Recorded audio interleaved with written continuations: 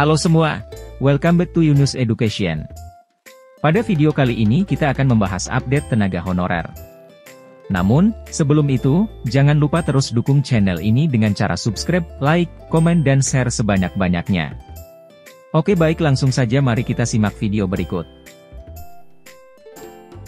Sebagai inti yang menggerakkan roda pemerintahan, aparatur sipil negara selalu menjadi sorotan dalam dinamika kebijakan pemerintah.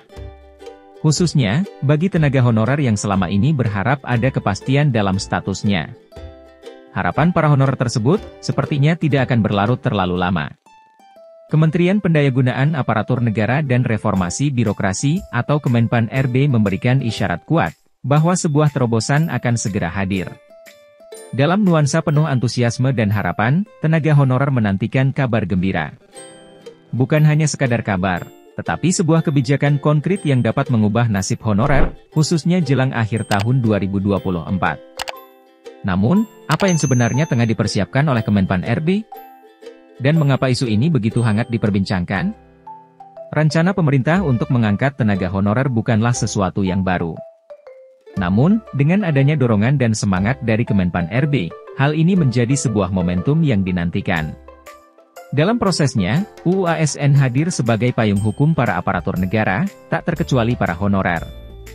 Setelah sekian tahun menggantung, termasuk menggantungkan nasib para honorer, Undang-Undang ASN akhirnya disahkan pada 3 Oktober 2023.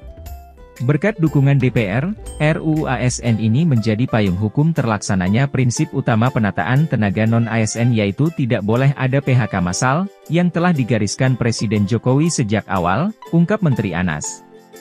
Lebih lanjut, Menpan RB juga menegaskan, ada lebih dari 2,3 juta tenaga non-ASN. Kalau kita normatif, maka mereka tidak lagi bekerja November 2023. Disahkannya RUU ini memastikan semuanya aman dan tetap bekerja.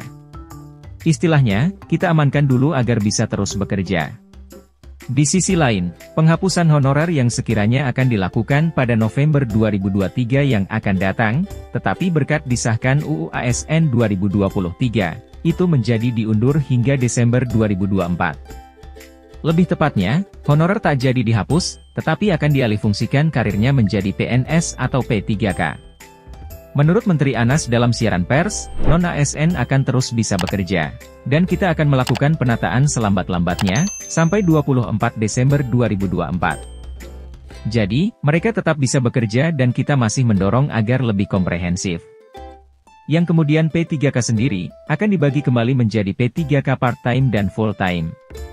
Berikutnya, Menteri Anas mengatakan, jenisnya apa saja, misal administrasi dan sebagaimana, nanti diatur di peraturan pemerintah, PP.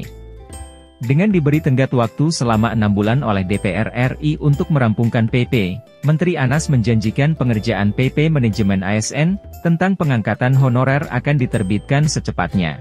Pemerintah, melalui Kemenpan RB, berkomitmen untuk mempercepat pengesahan PP ATSU peraturan pemerintah, mengenai pengangkatan honorer. Tujuannya, agar tenaga honorer dapat naik pangkat dan mendapatkan kepastian hukum serta jaminan kesejahteraan yang lebih baik sebelum Desember 2024 tiba. Tentunya, komitmen ini bukanlah tanpa alasan. Berbagai pertimbangan matang telah dilakukan. Salah satunya adalah kebutuhan akan sumber daya manusia yang kompeten di berbagai sektor pemerintahan. Tenaga honorer yang telah memiliki pengalaman dan dedikasi tinggi dianggap sebagai solusi ideal dalam mengisi kebutuhan tersebut. Pada pengangkatan ini, ada serangkaian tahapan yang harus dilalui. Mulai dari validasi data, verifikasi, hingga proses administrasi lainnya. Namun, dengan komitmen dan optimisme yang ditunjukkan oleh Kemenpan RB, proses ini diharapkan dapat berjalan lancar dan efisien. Bagaimana respons dari tenaga honorer sendiri? Tentu saja, berita ini disambut dengan sukacita. Namun, di balik kegembiraan tersebut, ada harapan dan ekspektasi yang mendalam.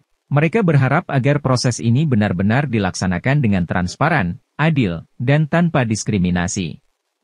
Setiap tenaga honorer yang memenuhi syarat harus diberikan hak yang sama. Dengan berbagai persiapan dan langkah strategis yang diambil, Kemenpan RB optimis bahwa target pengangkatan honorer sebelum Desember 2024 dapat tercapai. Ini bukan hanya soal memenuhi target, tetapi lebih kepada komitmen moral untuk memberikan yang terbaik bagi para abdi negara yang telah mengabdikan dirinya demi negeri. Jadi, bagi seluruh tenaga honorer di seluruh Indonesia, persiapkan diri. Masa depan yang cerah telah menanti di depan mata. Teruslah berkontribusi dengan dedikasi dan integritas tinggi. Karena, di balik kerja keras dan pengabdian para honorer, ada penghargaan yang setara menanti. Sekian, semoga bermanfaat, dan sampai jumpa di video Yunus berikutnya.